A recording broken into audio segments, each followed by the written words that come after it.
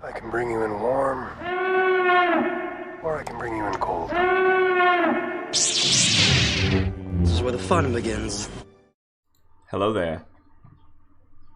Hello and welcome to Jedi Knights, the official Star Wars podcast for JoyClicks. My name is Mike Connors, and as always, I have my illustrious co-host, my co-pilot through a galaxy far, far away, Christian Buckley. How are you, my man?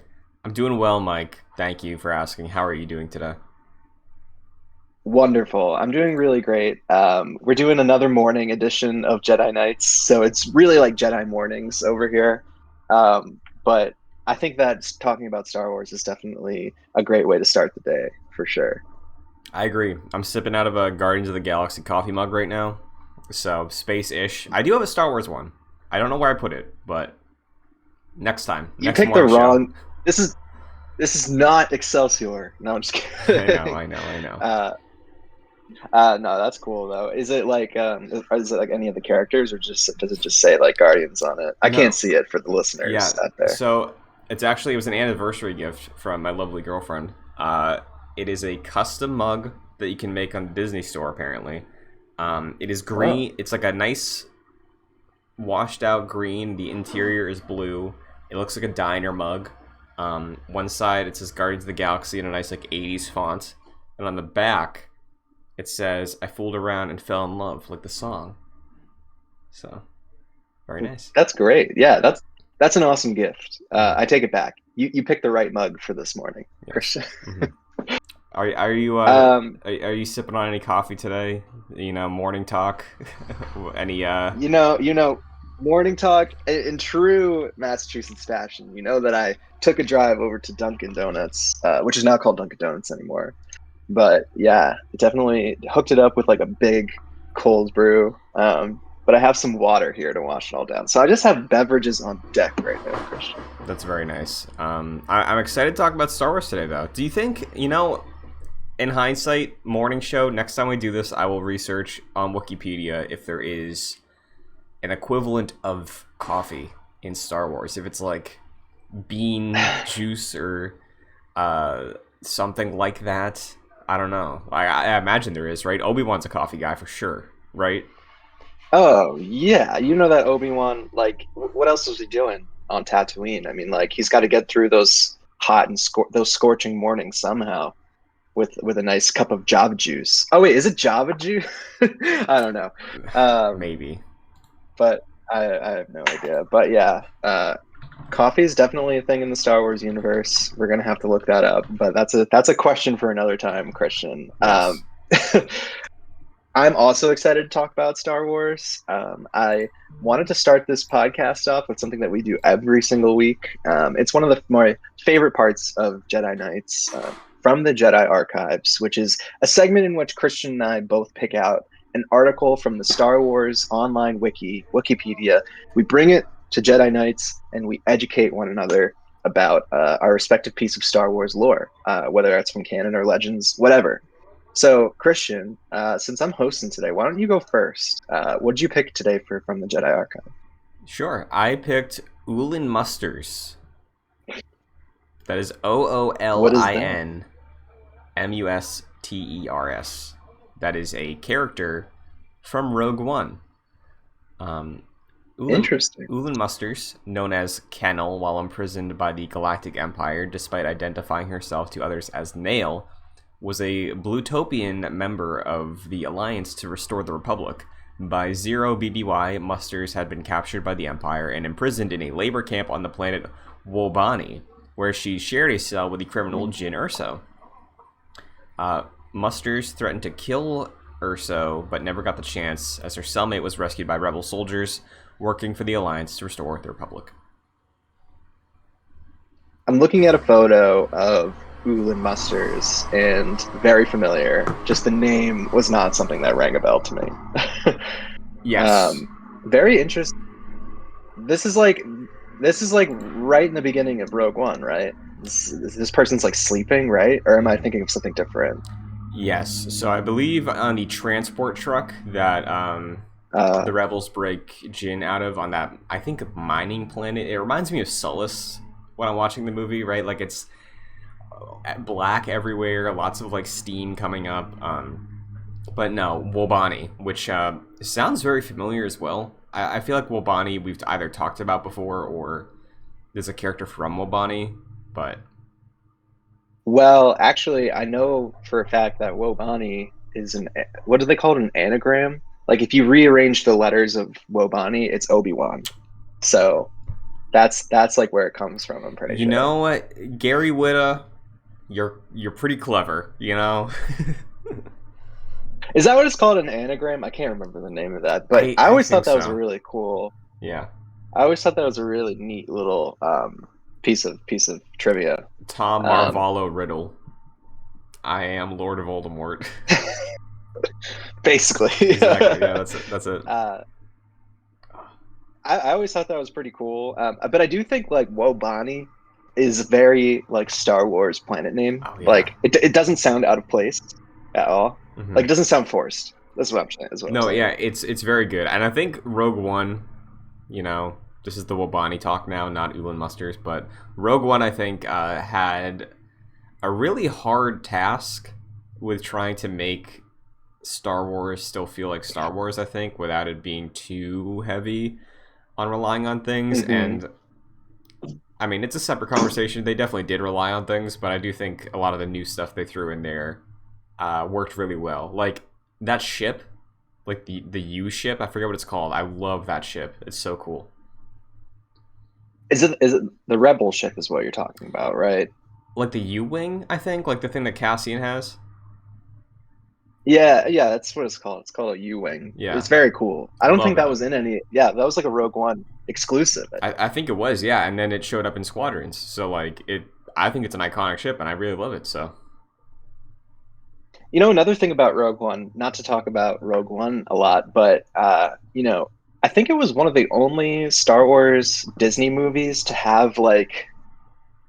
introductions to the planets like on those like establishing shots. Do you know what I'm talking about? Yeah, I think you're like, right. In the bottom corner, because like I'm very much thinking of like that shot of like the transport truck on Wobani, and it says like Wobani on the screen, but I can't remember any other Star Wars movie or piece of medium that like did that consistently. But I'm pretty sure Rogue One did that all the way through.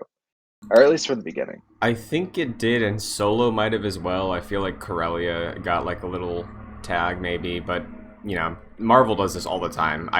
We both saw Black Widow this past weekend. Marvel did it a lot, so they've always done it the same way though, with like the big white letters, yes, like in the middle of the screen.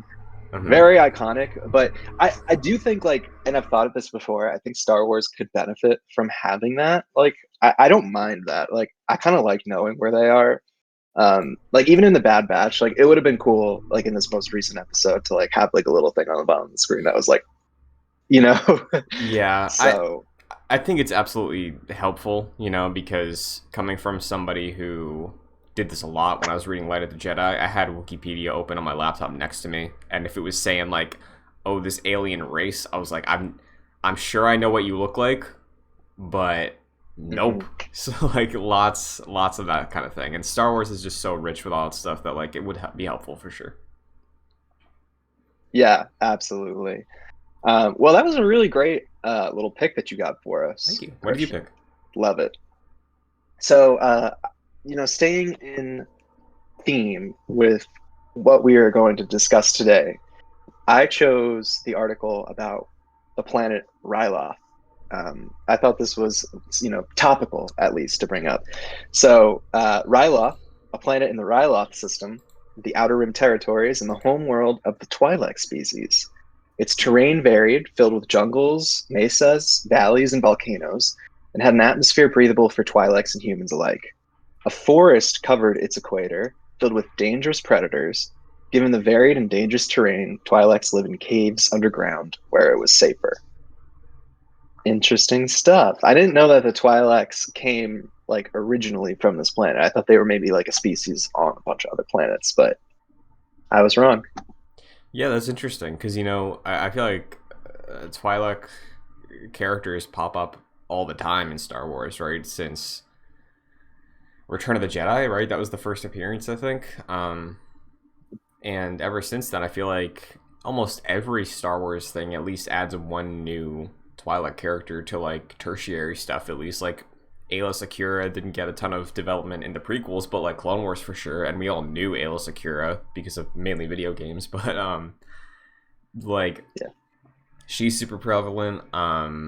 Hera as well, like even more so.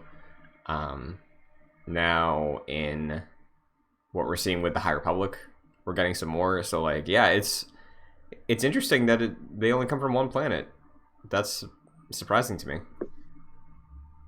Yeah, I mean, like maybe they have, you know, I'm not true Twi'lek I've never done the anthropological study on the Twi'lek species, but I would imagine that they probably like live on other planets. But it is interesting that this is like where they originate from, because they do seem like one of the more dominant species in the Star Wars galaxy. So yeah, I just thought that was interesting, and I also think it's interesting that they have an equatorial forest like just around the entire equator of the planet, with a Yeah. bunch of like dangerous predators and stuff like that. Very, very cool. I want to see more of Ryloth, especially the forest. Yeah, dude, Ryloth seems like a cool planet, and just that concept of like, oh yeah, naturally the equator is the thing that's closest to the sun, so like there's more life there. That's really interesting, and I would love to see that explored more. Like you said, I think now hearing that, Ryloth sounds like a cool location for a video game. You know? Yeah, let's go to Fallen Order 2. Cal Yeah, let's Kestis go to goes to Ryloth. Ryloth. Jungle. That would be kind of cool. Mhm. That would be sick, actually. Yeah. Well, good pick, Mark. Well, good stuff. Informational pick. Informational pick from you too. I always feel like I emerge from the Jedi Archive segment with a little bit more knowledge about the Star Wars universe that you and I both love so dearly.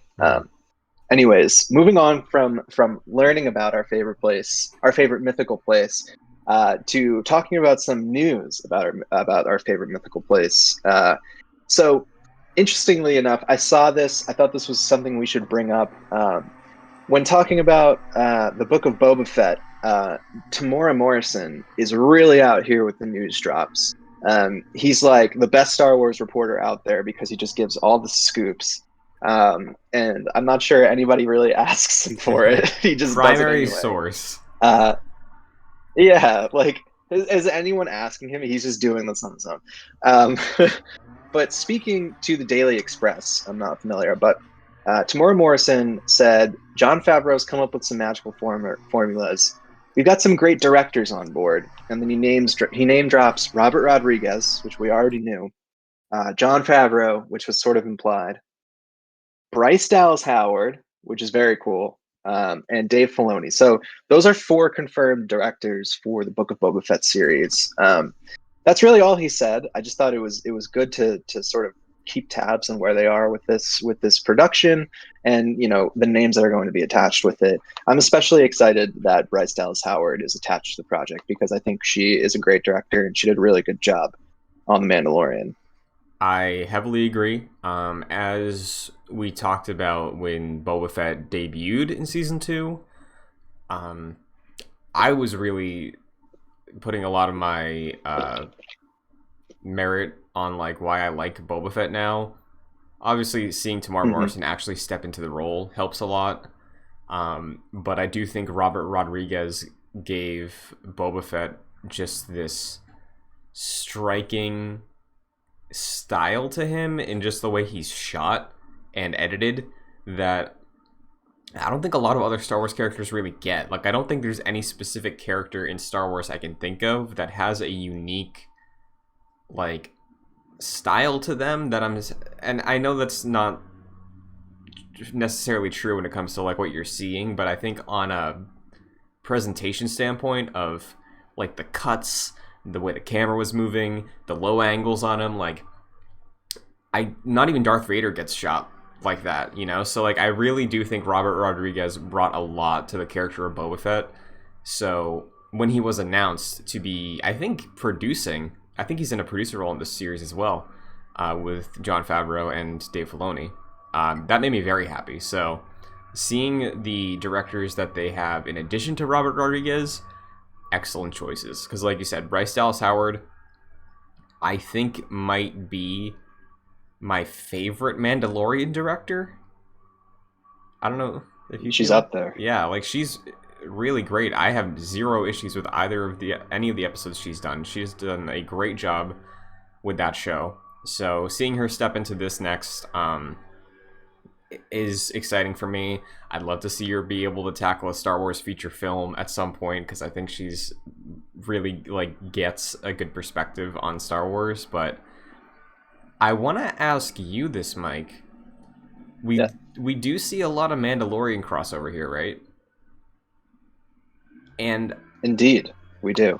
I'm wondering if those rumors, I don't know if you saw a lot of these, but people were speculating that like, hey, yeah, maybe Book of Boba Fett was supposed to be season 3 of Mandalorian, and then like Din Djarin's book, the Book of Din Djarin, was just seasons 1 and 2.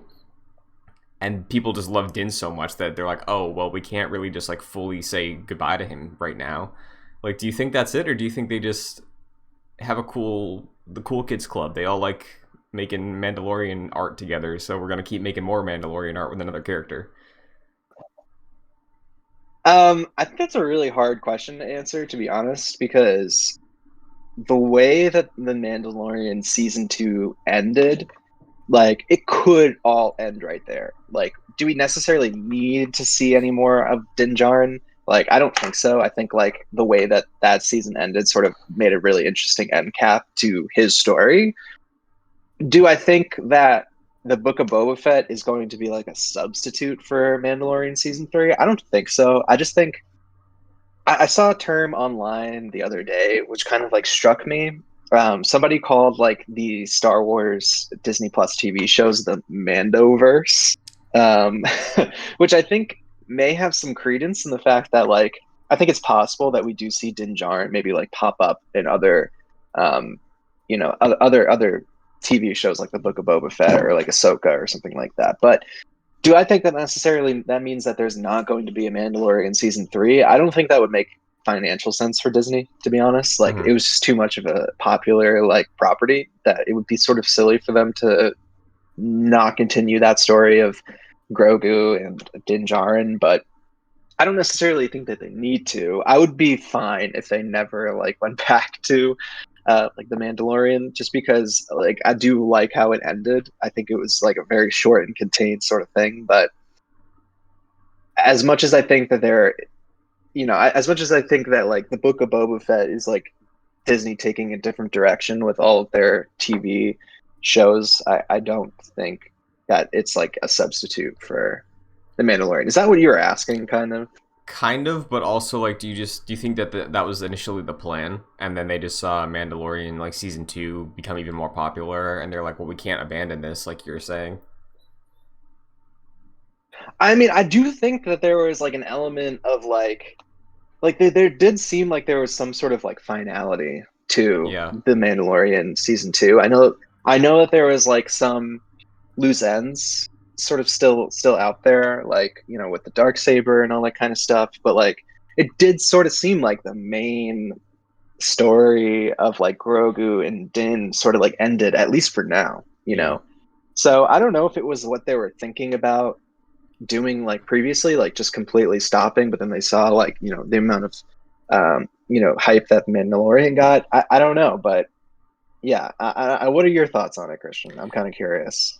I mean, I think I could easily see a world where this was the plan, because like the Mandalorian like could continue its story through Boba Fett, right? Because technically it is still about a Mandalorian, and we all know Jon Favreau's original pitch was a Boba Fett film, right? So like, yeah, that led to the Mandalorian. So I think you leave off on a note with Mandalorian season 2, where you can walk away from having Din in the spotlight, because Din, I don't think, is maybe as interesting without Grogu. Like, I think there's potential with that character, but you run the risk of him just becoming not Boba Fett. I think that that's a very thin line you have to toe if you tell a story with him by himself. And the benefit of what they're talking about with like Ahsoka and Rangers and Book of Boba Fett and Mandalorian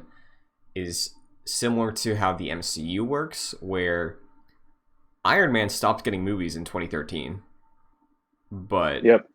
Iron Man, his story went on until 2019. So like, I think we could see a world, or maybe the plan was for Din Djarin to operate in like a Tony Stark sort of role in this Mandoverse moving forward. But because Mandalorian Season 2 is such a big moment, they're like, well, we can't just abandon this. So like, maybe we do actually make a Mando Season 3 and we'll figure out what we have to do when we come to it. And we still will do Book of Boba Fett and all these other shows, but why not do his third season? Yeah, I almost like hope that they don't.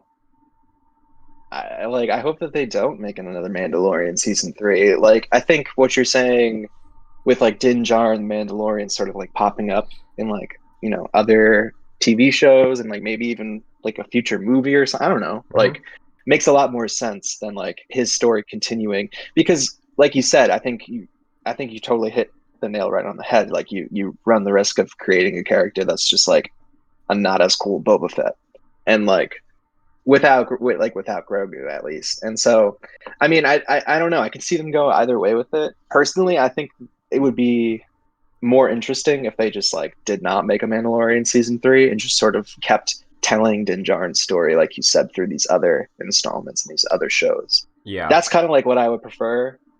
I just don't think, like, I really don't think, man, like Din Djarin is that compelling of a character, like without Grogu. I think he can So be, I but guess it's it all just, depends on where they want to go. yeah, I think he can be. It's just a very difficult thing to do, you know? And if, like, I think exploring Din Djarin's character experiencing, like, empty nest syndrome for a season of television would be fascinating, but I don't know how deep they'd go into that, right? Like, I don't know. I'd love that, but I mean, it just like makes me wonder, like when we've heard so, like, we not so much, but we've heard more about a Book of Boba Fett and Rangers of the New Republic and Ahsoka and the Acolyte, right? Like, we haven't heard anything about a Mandalorian season 3.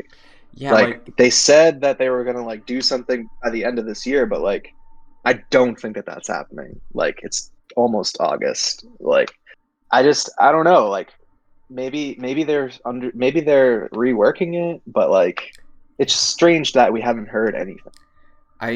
I do want to check one thing real quick, but do you have any other things to say about Book of Boba Fett in the meantime? Like, is there other directors you hope to see? Do you think that, I think they said it was a limited series, so do you think there's more directors, or is this just it for the 4 or potentially 5 episodes we get?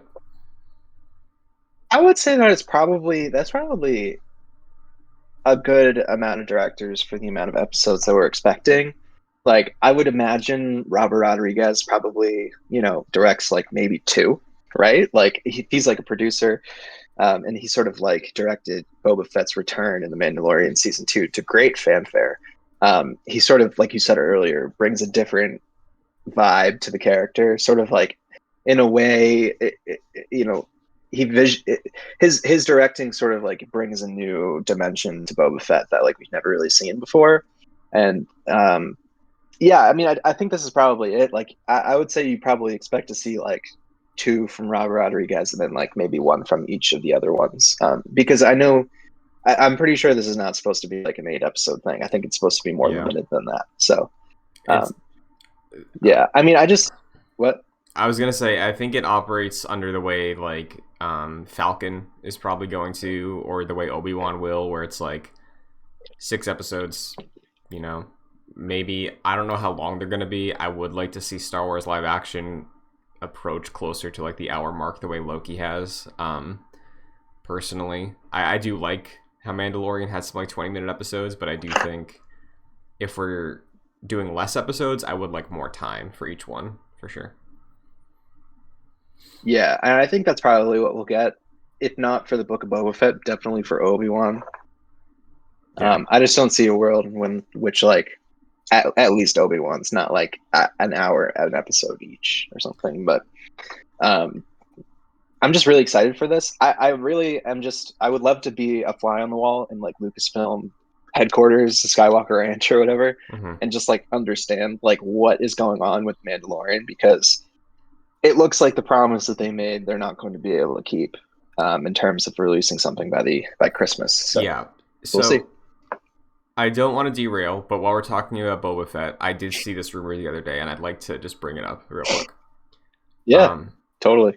so there was a leak about a Boba Fett graphic novel through like a publisher, and there's a blurb about key selling points for like a marketing thing of like what to list for the graphic novel listing. And it says the Book of Boba Fett premieres on Disney Plus December 2021. Season 3 of The Mandalorian premieres on Disney Plus spring 2022.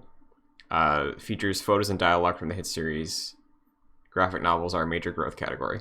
So, again, like, Pedro Pascal is shooting The Last of Us right now. They've been shooting for a couple weeks. So, like, I mean, I know he doesn't have to be on set, and he wasn't for season 1 a lot. Like, I don't know, dude. It's a weird question of like what's going on, and I just read in the replies to that tweet, which was a link to a Star Wars leaks subreddit post, but apparently Ming-Na Wen thought she was shooting season 3 of Mandalorian for the first 2 weeks of shooting Book of Boba Fett, so maybe they did shoot some stuff around then too, but like, it's weird.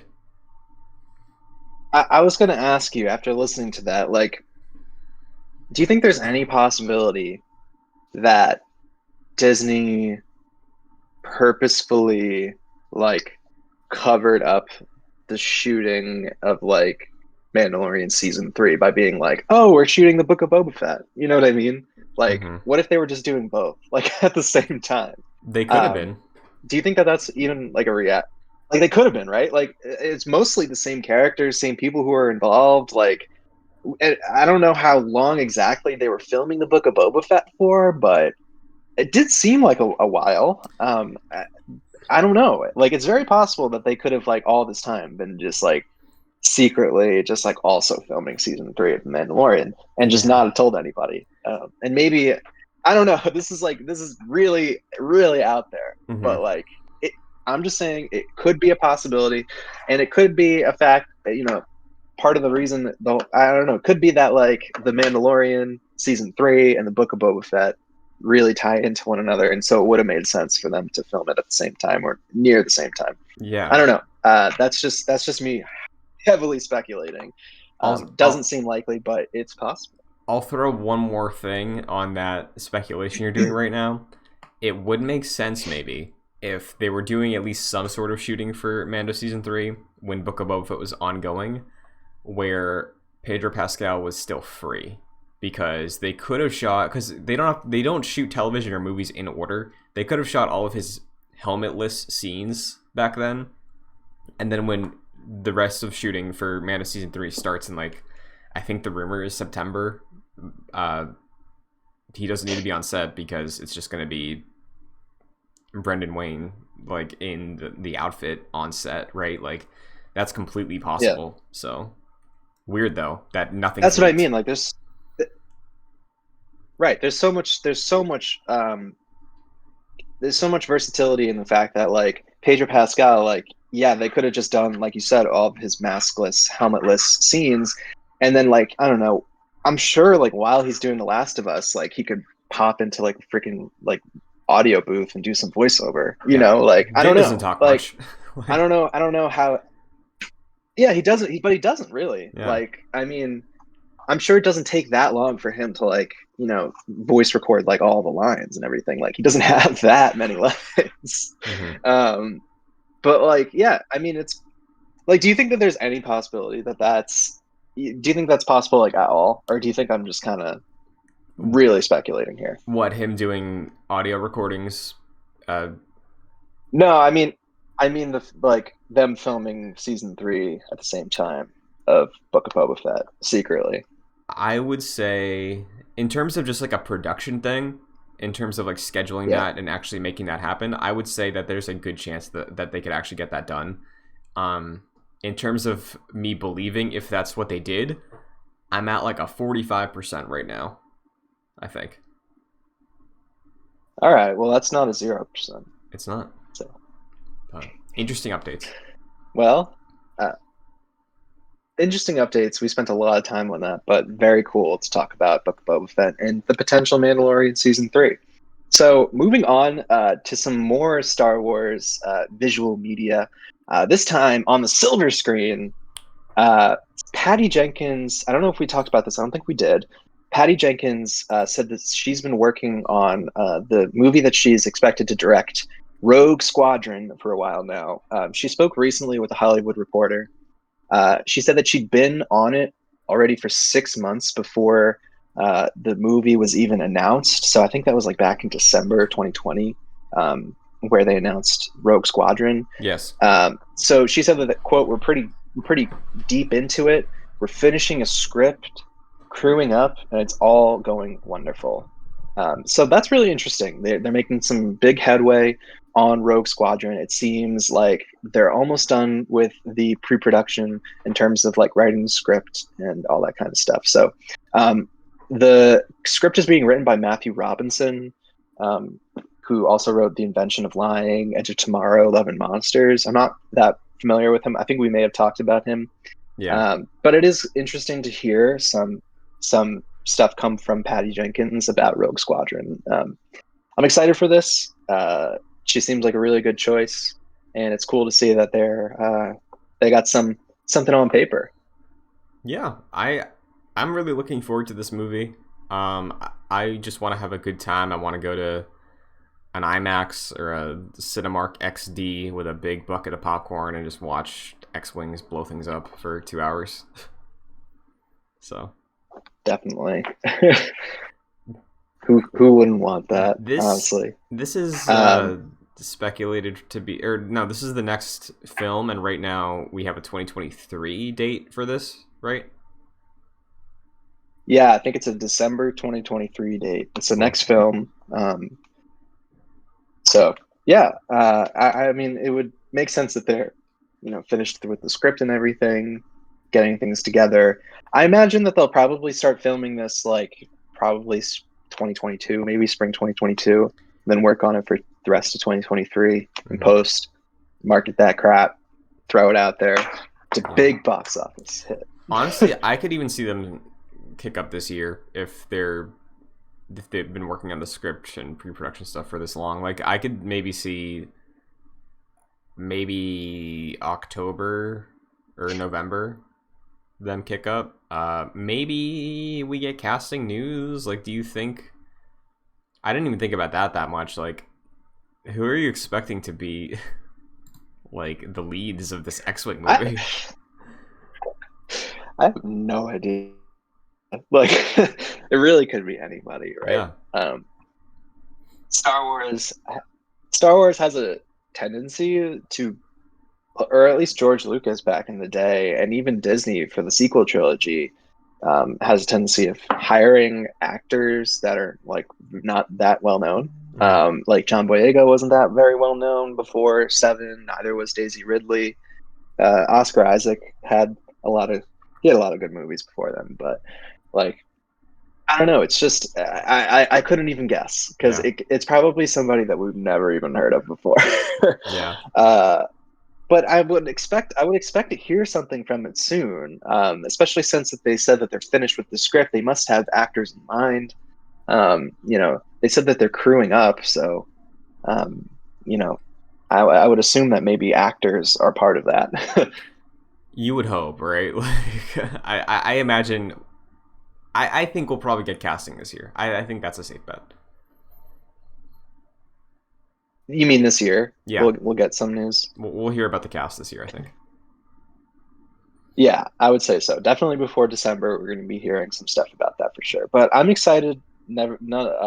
Regardless, I think this is going to be a good movie. Having recently just been back to the movies to see Black Widow, I am excited to go and see a Star Wars movie up there. Oh, hell yeah. After COVID and everything. So Can't wait. Christian, I do notice a bit of a delay. I don't know if you are. Sure, yeah. So, audience, you'll hear a quick All right. pause for a second, but we will be back. Just say your favorite Star Wars quote right now. Here you go.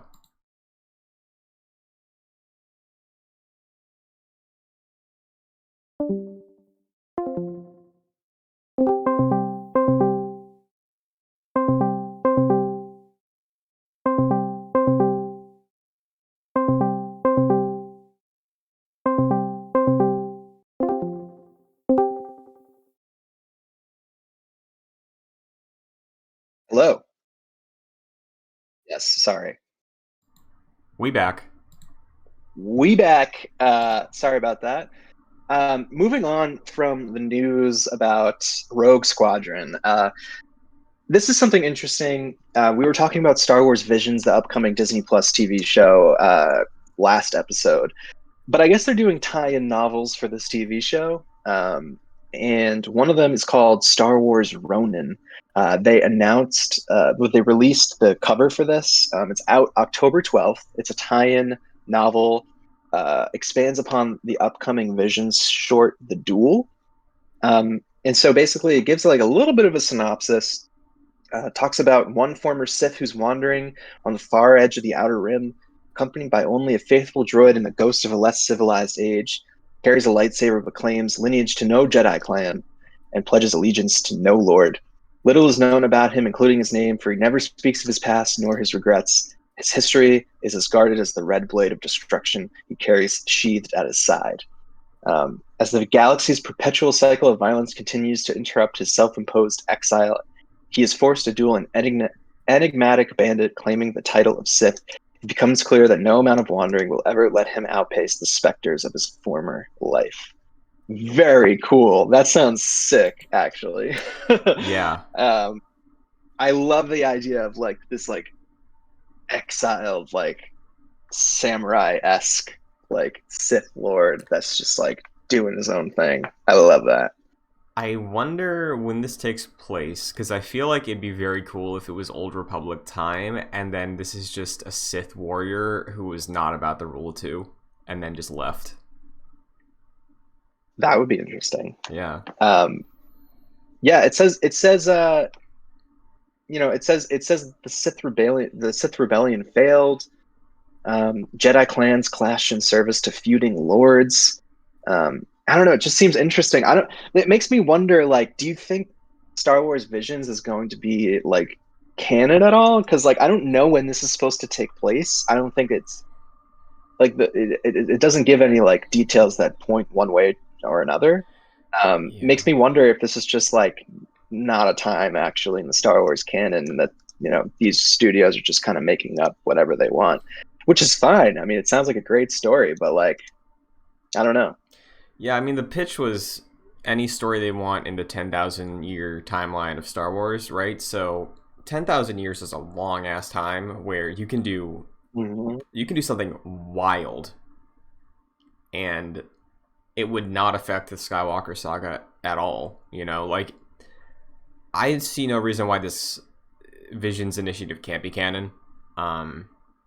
Like 10,000 years, dude, is a long, like, in the grand scheme of things, it's not long, but like in the sake of this story that most of its canon is across like a 30-year time span, I think you can do something really weird and wild, and allow it to make sense in this universe, as long as somebody is taking out redundancies, or like, oh well, we can't, if you're doing this story about these Jedi and this Sith, you can't use hyperspace because it wasn't discovered until the High Republic. Like, that, you can make that work fine. You really can. So I don't know. I think I would hope Visions is canon. But I don't know. What do you think?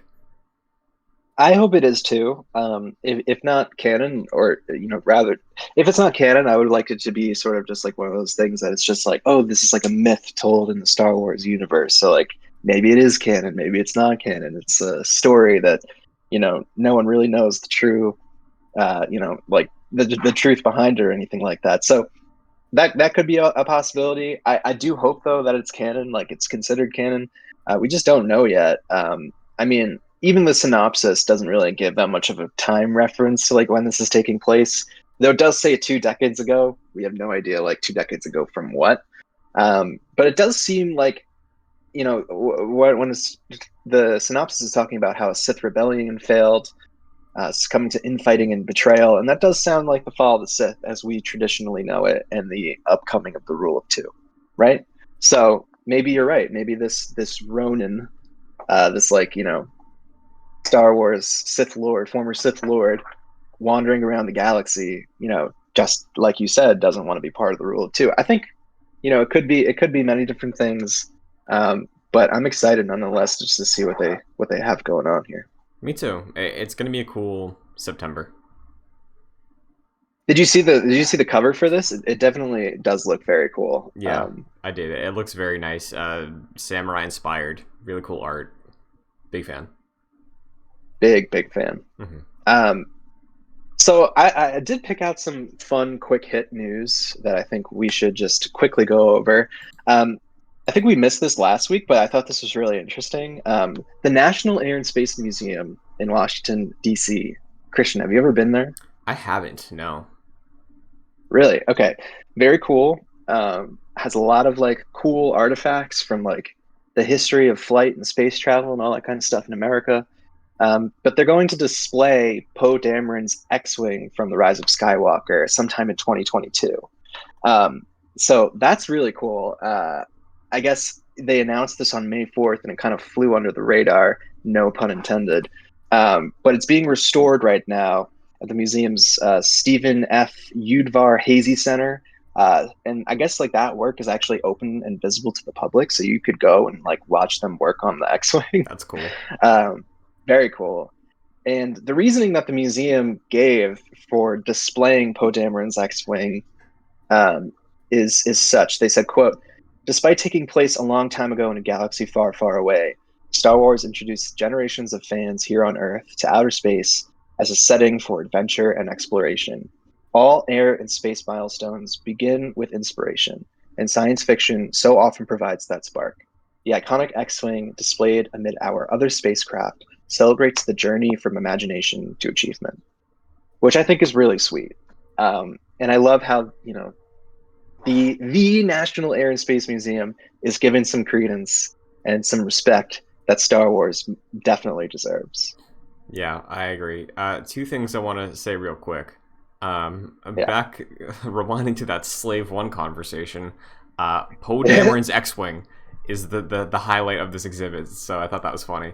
But no, you're absolutely right. Right, Star Wars is always really cool. I think Star Trek is the more science-based sci-fi thing, but Star Wars does have some interesting discussions, specials, short films that have gone into the way science works and how science was able to inspire Star Wars. And in terms of museums, I remember when I was younger, this was probably late 2000s, maybe mid to late 2000s.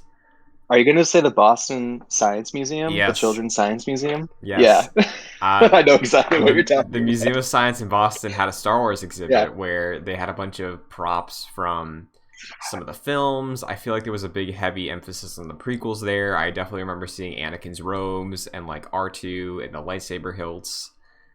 Yes, I have a very specific memory of going down the escalator in the Science Museum in Boston when I was a kid with my mom and my sister, and there was a big Naboo starfighter that was hanging in the atrium. Mm-hmm. Do you remember this? I do. And they had a Millennium Falcon experience you could go on, which I did. I got a little pin out of it. It says I made the jump to hyperspace on it. Yeah, that's sick. Yeah, Star Wars exhibits are really cool, and I'm, not planning a trip to Washington anytime soon, but it is nice to see that, the celebration of it, because it is pop culture, and I think this museums in Washington have a pop culture museum as well, but it's cool that this is getting into the Air and Space Museum. It's fun. Totally. I mean, you have to respect, obviously Star Wars has been such a cultural phenomenon, but in a way, I think that the National Air and Space Museum makes a really good point. Star Wars is fiction, it's science fiction, but it has inspired a lot of us to do different things that maybe we wouldn't have. And I'm sure that there are a lot of scientists and a lot of, NASA people working at NASA and what have you that, were first inspired by like science fiction, maybe Star Wars. So a lot of the innovations that we've been able to make in space and flight and science in general, I think we can trace a lot of it back to like, science fiction and Star Wars and Star Trek and all that kind of stuff, giving us like that inspiration. I think it's really well deserved. Not as much as it is like a cultural phenomenon, it is also something that impacts our daily world on a real life basis. So I really appreciate this. I think it's very cool. Well said. So moving on, another fun quick hit.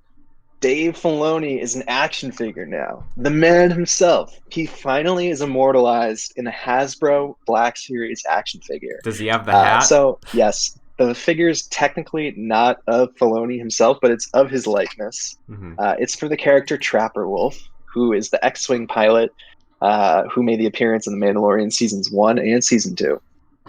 So it's going to be, I think, $30. It's like an exclusive. I think you have to like order it through Hasbro or something like that, but it looks pretty cool. I think he definitely deserves an action figure of himself. He's a hero when it comes to Star Wars. And I just thought this was a really cool, neat little thing, and I thought we should bring it up. Yeah, that's awesome. I mean, like Favreau got his Mandalorian in a Black Series form, like the heavy with the jetpack right from season 1. Oh, true. That's right. Yeah, but it wasn't like of his face, though, wasn't it? Right. I don't know. Mm-hmm. I mean, Favreau seems like, well, maybe not, because he puts himself in all of his movies. Like, he's in Iron Man, he's in Elf, he's in Chef. Like, I don't know if he's in Jungle Book or Lion King, but like, putting himself in Mandalorian and Star Wars, I think is interesting because so far he hasn't put his face in. And I was going to be like, maybe he just doesn't want the spotlight, but he absolutely does because he puts himself in all of his other projects. But he's doing it for the RP, right? He's getting into it. He's like, oh no, I can't take my mask off. I'm part of this cult. Exactly. Well, I mean, he's part of that sect, so he can't take the mask off. Yeah. I mean, listen, if you were Jon Favreau, wouldn't you want a damn action figure of yourself? Yeah. Like, come on. But like this action figure of Trapper Wolf actually looks pretty cool. Like the packaging looks really neat. And it's only for $30. Like that's pretty cool. That's pretty decent price for like an exclusive Dave Filoni action figure, essentially. Also something that Hasbro announced. They announced part of the 50th anniversary celebration of Lucasfilm, officially called Star Wars: The Black Series, The Power of the Force Cantina Showdown playset. So this set features characters Obi-Wan Kenobi as Ben Kenobi, in the Mos Eisley Cantina regulars Dr. Evazan and Ponda Baba, who accost Luke in A New Hope. And yeah, it's very cool. It comes with the Cantina bar, 3 additional accessories, so you can basically recreate that scene in A New Hope with action figures. I don't know if you saw pictures of this, but it looks pretty cool. It looks like something that I would love to have, when I was 6 years old, so I can recreate Ben Kenobi cutting off Ponda Baba's arm. Yes, so. It does look nice. My only question is the arm removable? Like, is that an option? That's on Ponda Baba? I hope so. Yeah. I mean, I don't want it if you can't get his arm off. Yeah, I mean, like, somebody out there, I follow some interesting Black Series Instagram accounts, and they do really nice, like, really high quality pictures, and like they set up scenes with the Black Series figures that sometimes recreate shots. If that arm doesn't come off, they will make sure that arm comes off for those pictures, I'm sure. Yeah, those guys are really talented. Yeah, let me find the account while you're moving on. I'll find the account and give them a quick shout out. Yeah, those I do follow some of those accounts myself, actually, and the artistry that goes behind it is pretty cool. Sometimes some of the accounts that I follow, they also like post the behind the scenes photos of like how they set up the action figures to get the shot, and it's really cool. The Black Series figures do have a lot of detail, and with that microphotography and all that kind of stuff, it makes it seem very realistic. Yeah. It makes me wonder, though, Christian, quick question. Mm-hmm. Do you think we're ever going to see like a George Lucas Black Series? Like, when are we going to get that? I want that. when we reach the end of Star Wars and it's revealed that the Wills and the Maker, who the Maker is, it is George Lucas, of course. Like 3PO, when he says thank the Maker, he is talking about Georgie Boy. So that when we get an action figure of the Maker, it will be George Lucas. Yeah, it's not going to say George Lucas. It's just going to say the Maker. Yes. I did find the accounts Star Wars Toy Picks with an X instead of a CS. That is one. And then Star Wars The Black Series, all one word, on Instagram. Great accounts. Yeah, go follow. Very cool stuff. Well, I think we should move on to the final segment of our episode here, Christian. We're talking about The Bad Batch, episode number 11 today. Devil's Deal. That's the name of the episode. So this is one that takes place on Ryloth. As I mentioned earlier, when I brought up Ryloth for our Jedi Archive segment. And it doesn't really have the Bad Batch in it that much, to be honest. It mostly focuses on the Twi'leks of Ryloth and the interesting political avenues that many of them are taking. The Empire is on Ryloth, trying to basically occupy it, and there are a lot of conflicting Rylothians, Twi'leks who live there, who some of them want to join the Empire. Others, like Cham Syndulla, are a little bit more skeptical towards the end. So, Christian, what do you think about this episode? General thoughts? It was very interesting. I do like the framing of these kinds of episodes in the season of like, hey, let's do a check-in on this part of the galaxy, how they're dealing with this thing. But I think this episode is sort of another example of the way I've felt about previous episodes, where like it's very interesting, but I feel like it's at the cost of developing our main cast in an interesting way, which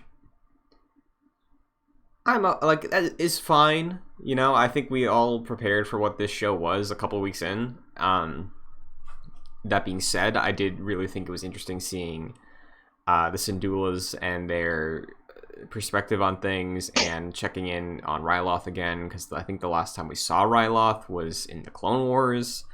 But I think that's sort of indicative of a lot of the highlights of the season of The Bad Batch so far, of like, oh yeah, it's cool to check in on this character we know.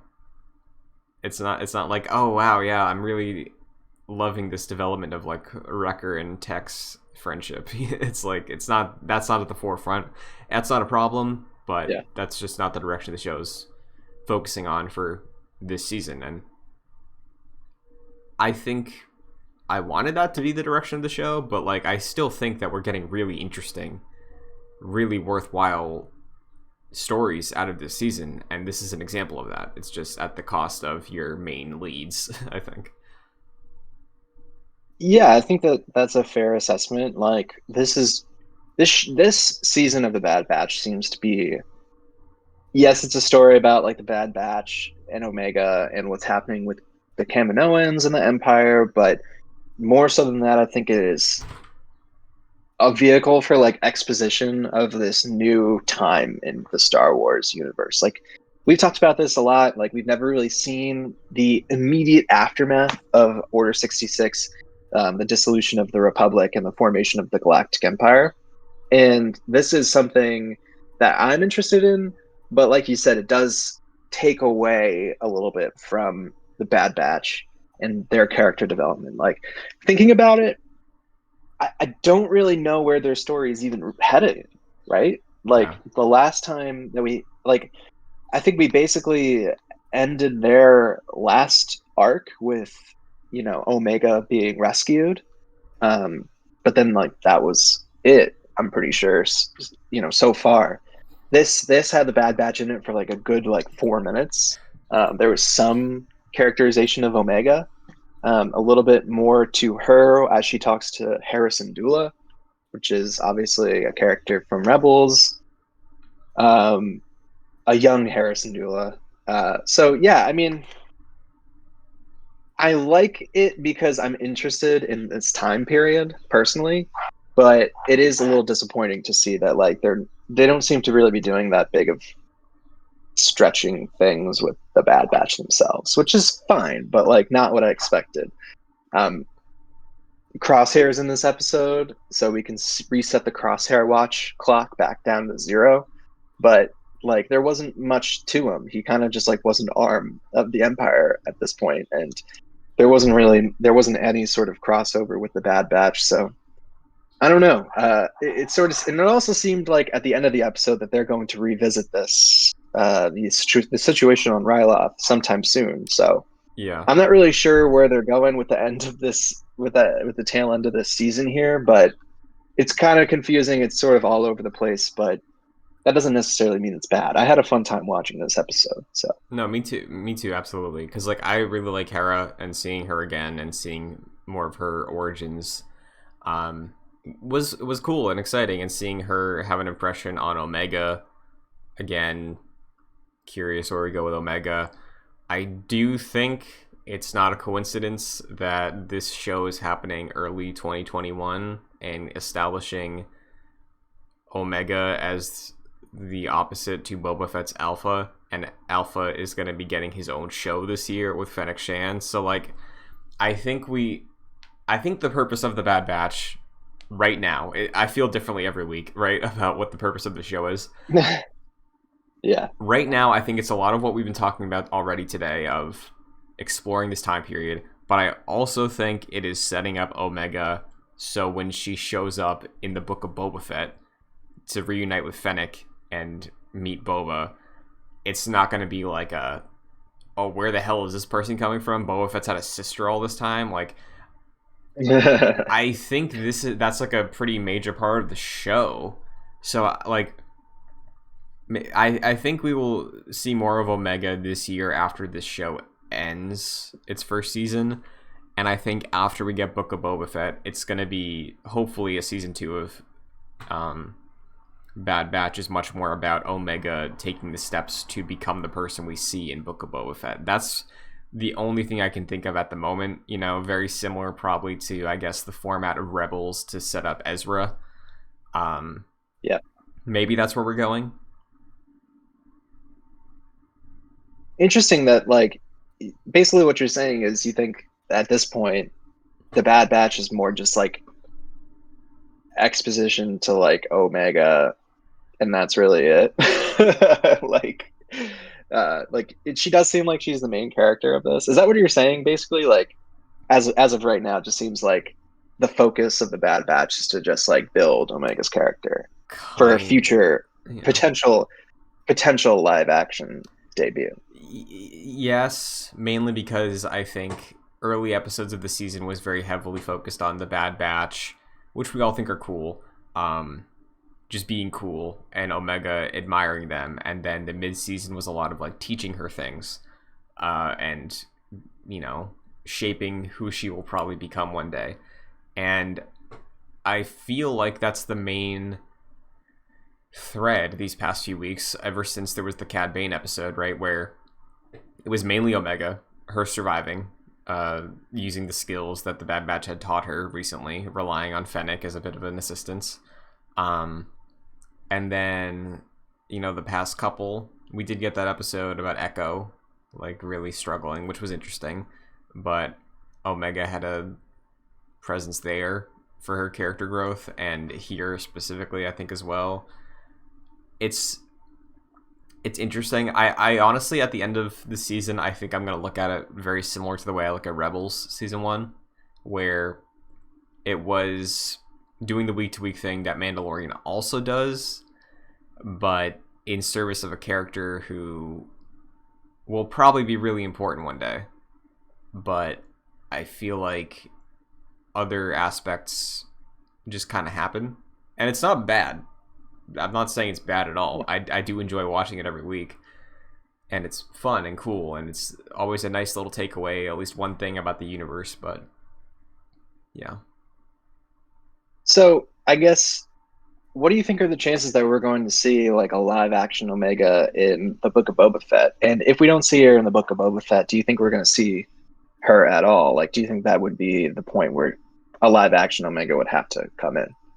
I think it would be very little. I think it's very likely. I I Interesting. I'd say I'm thinking like 85% chance she shows up in Book of Boba Fett, because like maybe that's when she meets him and that's how we frame the Book of Boba Fett, like his story. Like he tells her about everything just so he can like catch her up. I don't know, like I just think it would be too big of a coincidence if you introduce Boba Fett's sister the year Boba Fett gets a show to flesh him out. You know, how do you characterize and humanize Boba Fett more? Oh, you give him family drama, right? Like that's it. That's how you do that, right? That's true. True. I didn't even consider that. Yeah. I mean, like, you have to think that the Book of Boba Fett's basically going to mostly be Boba Fett, like, kicking ass. But, like, there's got to be something there that, like, makes him a bit more, depth of a character. And, yeah, it would make sense that it would be Omega. Yeah. You're onto something, Christian. Yeah. Plus, like, Fennec being his right hand and also having such a tie to her in this show, like, too many coincidences, Mike. And I'm sure there's some quote about Obi-Wan talking about coincidences not being real. Like there's always a meaning. Like I think there's something here. Yeah, there's no such thing as luck, right? Yeah. Only the Force. Yeah. So yeah, I mean, I was kind of like not really that interested with Omega's character. Like in the beginning, I kind of thought she was a bit annoying. I think most people did. But over time, I think she's become like a really interesting character, really deep. And I would love to see like a live action rendition of her, especially, I think she would be a very good vehicle for Boba Fett to sort of, have a deeper character than what he is, like you said, give him some family drama. I think you're right with that. Because that's what Star Wars is always when about, it comes right? to this, it's true. I think, yeah, you make a lot of sense, Christian. I didn't even consider that, but like, it would almost be like a missed opportunity if they didn't take that and bring Omega into that show. Yeah, because like, not to be leaning into this, but like, look at all the Star Wars shows we've had since Clone Wars. It's always about some guy having a found family, right? Like, that's what kind of what Clone Wars is about. Like Anakin being an older brother for Ahsoka, Rebels, Kanan being the father of that family, Mandalorian, Din Djarin becoming a character because he finds a baby, the Bad Batch having to be fathers, brothers for Omega. Boba Fett, is that gonna buck the trend, man? I don't know. I would say no based on the odds. Like, yeah. I mean, just going back to even the original trilogy, always family drama. Yeah, so, exactly. I think you're probably right, Christian, and you sort of opened up my mind to that possibility, which now I'm almost thinking it would be kind of sad if it didn't happen. I'm really hoping that it does. Just wouldn't make too much sense. But talking about this episode in particular, it was pretty straightforward. Getting into just tiny spoilers here. Hera is, a young Hera, is sort of like working for her uncle, seemingly, right? Her uncle or something, spying against the Empire. Her dad, Cham Syndulla, is, trying to tread water carefully. She gets into trouble and basically implicates her dad and her mom, and they get arrested by the Empire, and she escapes. So, yeah, pretty straightforward Star Wars stuff right there. Empire taking over a planet, nobody likes it, they do it anyway. But it was interesting to see Hera show up in this episode with a French accent that she doesn't have anywhere else. So, yeah,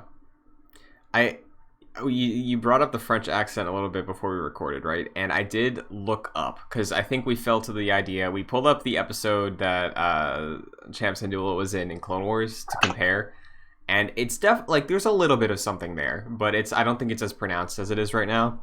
And I looked up the voice actor for her dad, and Robin Atkins Downs, who is in a ton of stuff. He's in some of my favorite things, Mike. He is Travis Touchdown from No More Heroes. He is one of my favorite characters in Destiny. He's he's called the Spider. He's basically like if Jabba the Hutt was way cooler and he had like some Tony Soprano vibe to him, and he's just this large gangster who has this big pull in like the Wild West location in Destiny. Like, he's so cool. That's sick. Yeah, he's been in a bunch of stuff, and he voices Hera's father. So I was like, oh wow, I did not know that. That's very cool.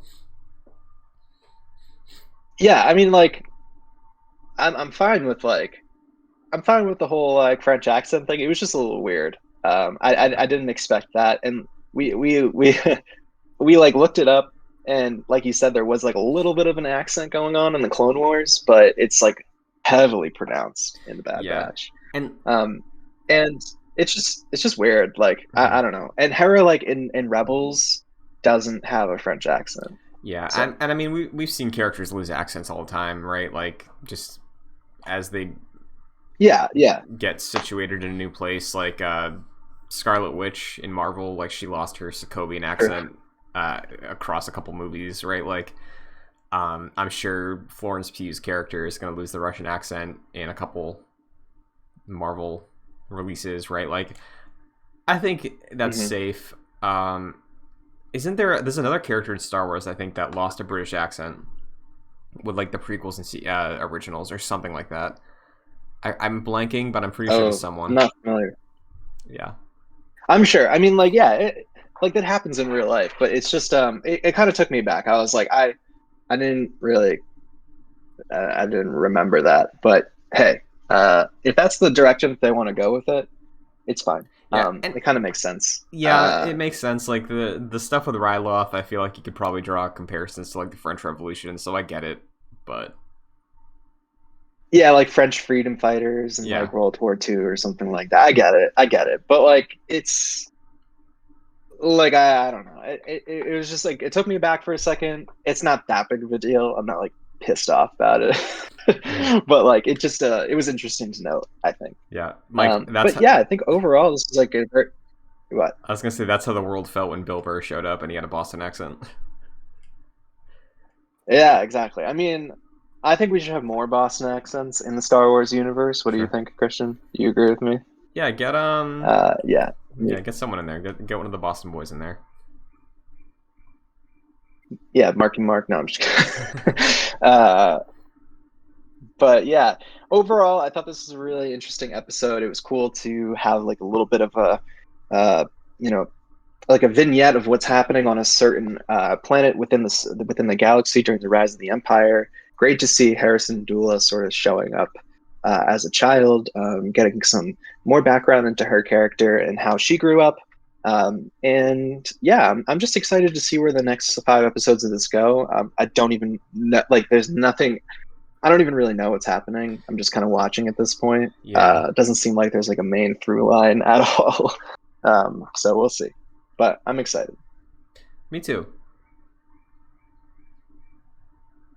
Well, Christian, if there's anything else you want to say about the Bad Batch, I think this is now the time to do it. But I'm good. I think I've said all I had to say about that episode. Yeah, I'm prepared for the season finale to not be major.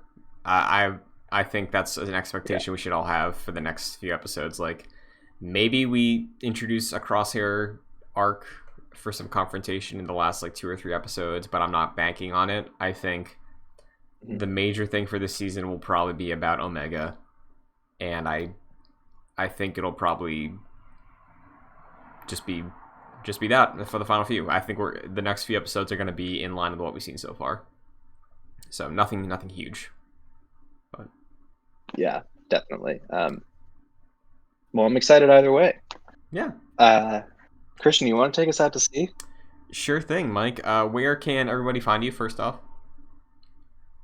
You can follow me on Twitter at Mike P. Connors. Very nice. You can follow me on Twitter, Twitch, and TikTok at Chun2D2, and here on YouTube.com/JoyClicks for the video version of Jedi Knights every single week. alongside all the other shows in their individual playlists. You can check out Excelsior, Gamescast, Long Play Club, and the others up on the channel. If you want the audio version of this podcast, you can check it out on Apple Podcasts, Spotify, your service of choice. Just look up Jedi Knights with no K. You will find it there, or look up JoyClicks. You will find the Jedi Knights podcast feed. And if you enjoy the show, rating and reviewing takes a quick second and helps us out a ton, helps us reach more people, keep on growing, which we appreciate very much. And if you want to support us even further, patreon.com/joyclicks at the $1 and $5 tiers. $5 tier will give you producer credit on this show and every show we do, like Chris Sakis, Aaron Easton, and Charles Applin. So thank you very much. And that is going to do it for episode 89 of Jedi Knights. We'll be back next week with some more Star Wars news, conversations, and another Bad Batch episode. But until then, we're fine. Everything's fine. How are you? May the Force be with you. Oh, yes, you're right. Beep is up.